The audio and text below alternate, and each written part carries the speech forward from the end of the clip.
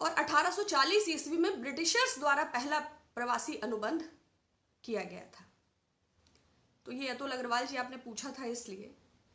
और आज जो प्रवासी श्रमिकों का हम सब दर्द देख रहे हैं, जबकि मेन स्ट्रीम मीडिया ने कोरोना संकट, उसकी बदहाली, टेस्टिंग किट्स और कोविड से संबंधित एक्चुअल आंकड़े बिल्कुल गायब कर दिए हैं, फिर भी अल्टरनेट मीडिया और तमाम डिजिटल मीडियम्स के थ्रू जो हमें देखने को मिल रहा है, जो चाहे वो उनके पाँव के छाले हो, चाहे कोई अधेड़ महिला अपना बच्चा खींच रही हो, चाहे कोई अपने मृत बच्चे को सड़क पर छोड़ गया हो, चाहे औरंगाबाद की घटना हो, चाहे औरैया की, चाहे दरभंगा से एक बच्ची अपने बाप को साइकिल पे बिठा के आ जा रही है, चाहे एक लड़का रिक्शे पे अपने माँ बाप को बिठा कर जा रहा है, चाहे येदियुरप्पा सरकार द्वारा ट्रेन को रोक दिया जाना हो, चाहे उत्तर प्रदेश के बॉर्डर्स पर आने वाले मजदूरों को रोक दिया जाना हो, चाहे गाजियाबाद का हजारों मजदूरों का सीन हो, चाहे बांद्रा के स्टेशन पर हो, हम और आप श्रमिकों की इस वक्त की बदहाली से अनजान नहीं है। जो पिछले 4 दिनों से प्रकरण हम सब लोग देख रहे हैं, श्रीमती प्रियंका गांधी जी, जिनकी शहादत की हम बात कर रहे हैं, उनकी पुत्री, लगभग मुझे लगता है 10 से 12 दिन पहले एक ट्वीट किया था कि प्रवासी श्रमिकों का हम सब दर्द देख रहे हैं, 20,000 बसें खड़ी हैं, सरकार को किससे पूछना है, इसे सड़क पर क्यों नहीं उतार देती। खैर, सरकार तो संवेदनशील, अब क्या कहा जाए, किस बदहाली, ये जो हालात पैदा हुए हैं, ये जो प्रतिकूल परिस्थितियां हैं, चाहे वो इंडियन लेबर ऑर्गेनाइजेशन के 40 करोड़ लोग जो जीवन रेखा जिनकी गरीबी के नीचे चली गई है, चाहे वो 12.5 करोड़ लोग centre for monitoring Indian economy के मुताबिक जो अपनी जॉब गंवा चुके हैं, इस अव्यवस्था, इस अराजकता, इस असंवेदनशीलता, पांव के इन छालों, इसका जिम्मेवार कौन है। पूरी दुनिया में बहुत देशों में लॉकडाउन हुआ, कोई देश बताइए जिसने 3 घंटे 40 मिनट में इतनी विविधता वाले देश को इतनी विपरीत परिस्थितियों में खड़ा कर दिया हो। मल्टीफेस्टेड, मल्टीटास्कर, मल्टी टैलेंटेड, मल्टीपल चीजों के जानकार हमारे माननीय प्रधानमंत्री जी ने, हम माइग्रेंट्स पे बात कर रहे थे, एक छोटा सा डेटा है माइग्रेंट्स का। जब पार्टीशन हुआ था उस वक्त लगभग 1,45 लाख लोग इधर से उधर गए, 75,000 करीब इधर और 75,000 उधर। उस वक्त भी शरणार्थियों के लिए कैंप्स थे, लोग रोटियां बांट रहे थे। आज क्या व्यवस्था करी इस 3 घंटे 40 मिनट के लॉकडाउन ने। हमने लॉकडाउन 1 के बाद सोचा कुछ तो करेंगे प्रधानमंत्री जी, शायद चौथे या 5वें दिन चिदम्बरम जी का प्रेस कॉन्फ्रेंस था, डायरेक्ट बेनिफिट ट्रांसफर के लिए बोला। शायद 1 हफ्ते के अंदर राहुल गांधी जी का प्रेस कॉन्फ्रेंस था, उन्होंने कहा बिना किसी भेदभाव के लोगों की मौत हो रही है, हमारे पास पर्याप्त अन्न भंडारण है, खोल दीजिए, कोई राशन कार्ड अंत्योदय कार्ड ना कीजिए। गरीब कल्याण अन्न योजना की घोषणा कर वित्त मंत्री साहिबा 10-12 दिन के लिए गायब हो गई। तब तक काफी लोगों की मौत हो गई, एक महिला ने अपने बच्चों के साथ नदी में छलांग लगा दी, कई मजदूरों ने फांसी लगा ली। आज 60 दिन बीतने के बाद भी, लॉकडाउन 1 के बाद हमने थाली बजाई, लॉकडाउन 2 के बाद दिए जलाए, लॉकडाउन 3 के बाद आसमान से पुष्प की वर्षा हुई, लॉकडाउन 4 में प्रधानमंत्री जी को स्वयं साहस नहीं हुआ, अपने आप ये 31 तारीख तक आगे बढ़ गया। अगर कुछ नहीं हुआ तो ना रेलगाड़ी ना बैलगाड़ी। और सरकार की निष्ठुरता देखिए, मारेंगे भी और रोने भी नहीं देंगे, खुद करेंगे नहीं और करने भी नहीं देंगे। जब प्रियंका जी ने 1000 बसों की पेशकश की तो पहले प्रधानमंत्री जी मुकर जाते हैं कि नहीं, हमें तो कोई सूचना ही नहीं, हम तो सूची मांग रहे हैं। जब सूची उनको, और रात में 11:53 पर उनका मेल जाता है, सुबह 10 बजे उनको सारी बसेस चाहिए। जब 1000 बसें मुहैया हो जाती हैं तो वो फिटनेस का बहाना बनाते हैं। आप उनकी मशीनरी और उसकी, आप एक तरफ हालात देखिए कि लोग कैसे चल रहे हैं। अगर बीते 3 दिनों में ये 1000 बसें चला दी जाती तो 92,000 श्रमिक अपने घरों को पहुंच जाते, और 16,000 प्रति बस इसका किराया था।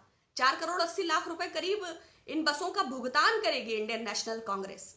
लेकिन सरकार ने अपनी बर्बरता को प्रदर्शित करते हुए फिटनेस टेस्ट मांगा, हवा भी चेक कर लेनी चाहिए थी, लगे हाथ मजदूरों का भी प्रमाण पत्र मांग लेना था, टायरों की हवा के अलावा उसकी कार के शीशे चेक किए जा सकते थे, और भी अड़ंगा लगाने के बहुत सारे साधन थे। लेकिन ये आपदा है, प्रधानमंत्री जी ने कहा था आपदा में अवसर तलाशिए। प्रधानमंत्री जी ने कहा था देश आत्मनिर्भर बनेगा। आत्मनिर्भर 1 करोड़ माइग्रेंट वर्कर्स को हम सड़कों पर देख रहे हैं, सारा सफर वो आत्मनिर्भरता से तय कर रहे हैं। आपदा में अवसर पे अभी हम बात करेंगे।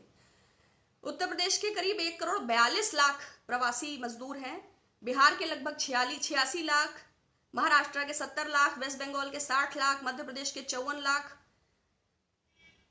कर्नाटक के 40 लाख, गुजरात के 38 लाख, झारखंड के 28 लाख 37,000, आंध्र प्रदेश के 26 लाख, असम के 25 लाख। और सरकार लगभग 60 दिन के बाद क्या बात करती है? 5 किलो चावल, 1 किलो राशन। कांग्रेस ने पहले हफ्ते की प्रेस कॉन्फ्रेंस में ये कहा था, भाई नेशनल फूड सिक्योरिटी अधिनियम के तहत ये अनाज तो हमारा अधिकार है, उसके बाद भी अगर लोग भूख से मर रहे हैं तो ये सरकार की विफलता है।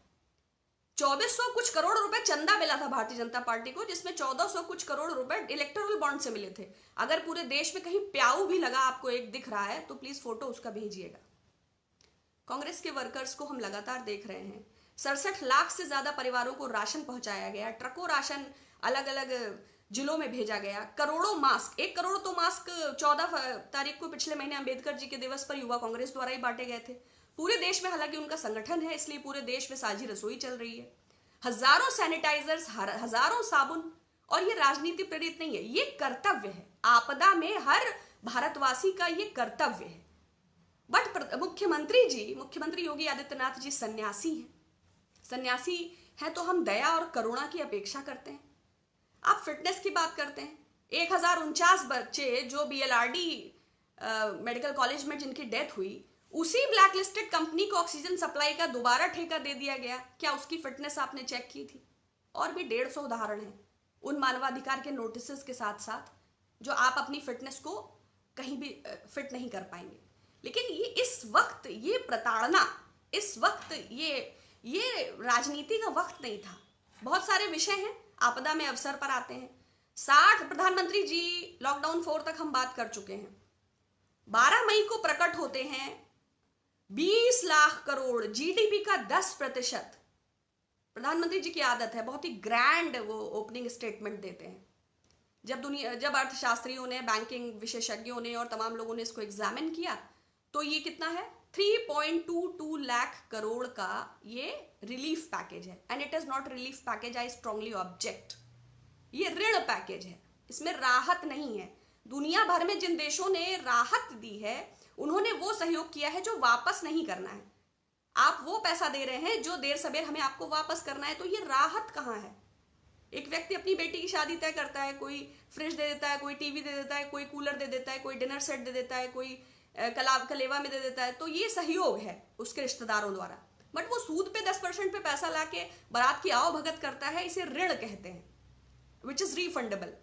तो आपने रिलीफ पैकेज कहां दिया है? बल्कि रिफॉर्म्स के नाम पर सरकार आपदा को अवसर में कैसे तब्दील कर रही है। तो 3.22 लाख करोड़ का जो ये पैकेज सरकार ने घोषित किया, जो कि GDP का 1.6% है। I repeat, 1.6%।